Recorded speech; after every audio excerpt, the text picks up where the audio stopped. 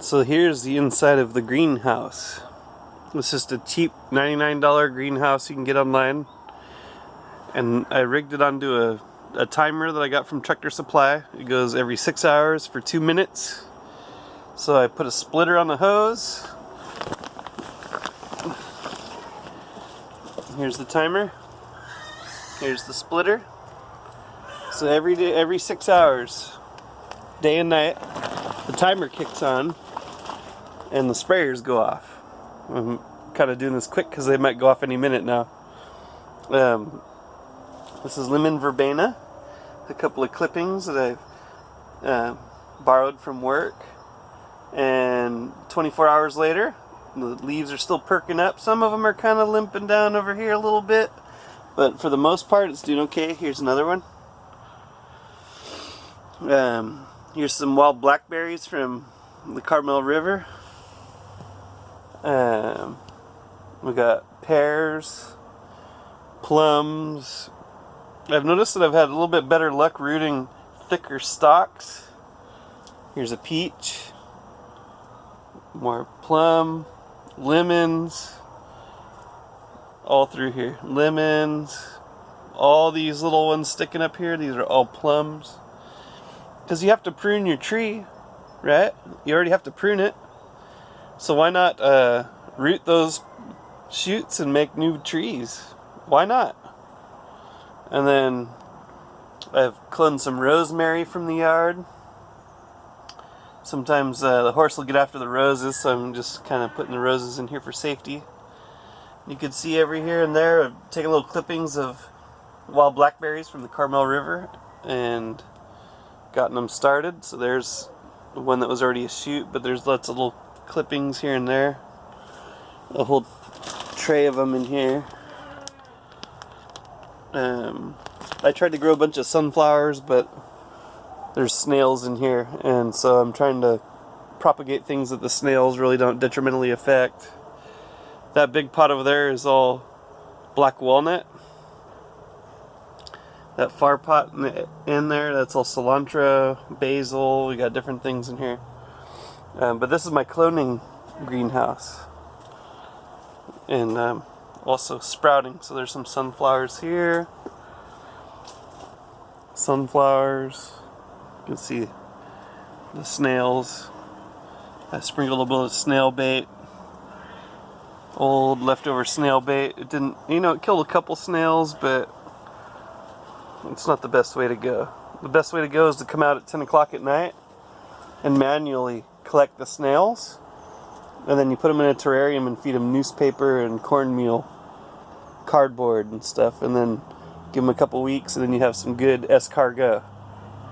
These brown snails that are on the west coast here were imported from France, specifically for making good escargot, a delicacy.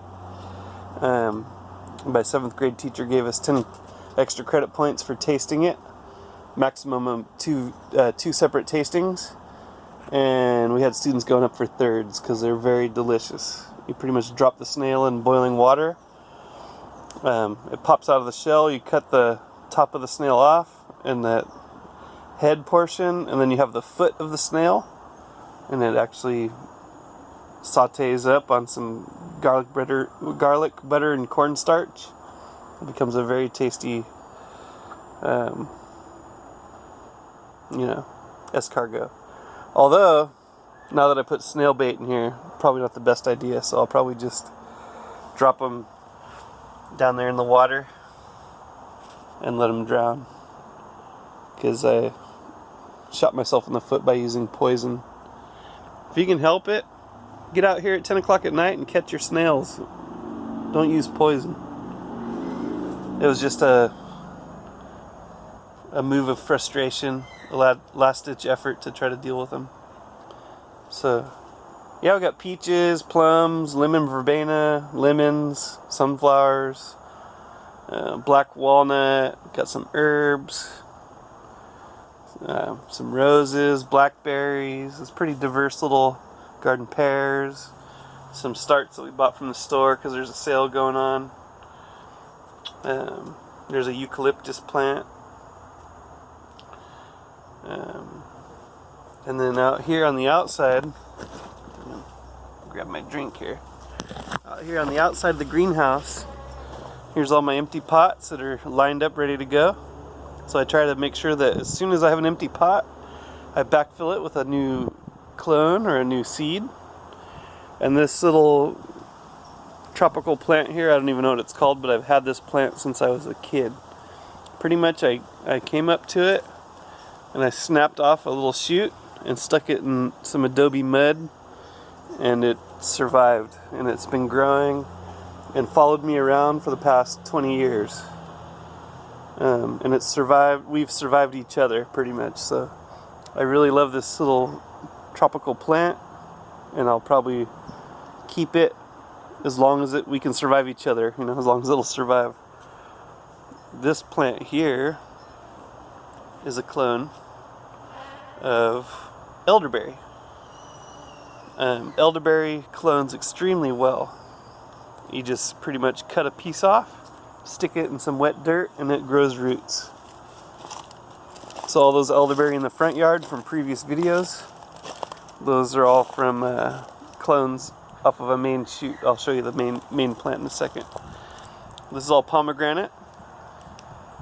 Also clones, propagations, and we have black walnut, and then we have another black walnut, and more elderberry. And so these plants here, here's Gizmo. Gizmo! Little dragon dog. Gizmo! Or pig rat, whatever you want to call her. So there's the greenhouse. Very basic. I'm going to use it as long as it'll hold together, and then I'll replace it with a real greenhouse, like a nice one that we're probably going to build from 2x4s, cedar. But this here is an elderberry bush where all those clones came from. And that grew from a seed because I make elderberry wine. So pretty much an elderberry seed landed in one of my pots a few years ago. And I've kind of dragged this guy around, and then I was cloning off of it for a long time. Every time I'd have to prune it back, I would just stick those prunings into mud and they'd grow roots. This is a ancient medicinal plant that's high in cyanide. So anything you do with it besides making anything really, even the berries, you have to heat up to almost boiling to cook off the cyanide. But once you do that, you have yourself an anti-cancer, antiviral, very high in antioxidants, very high in antiviral acids and stuff that really helps knock out the cold, knock down cancer. It's been known worldwide, especially in the northern hemisphere, worldwide, as Mother Elderberry. It's like the grandmother herb.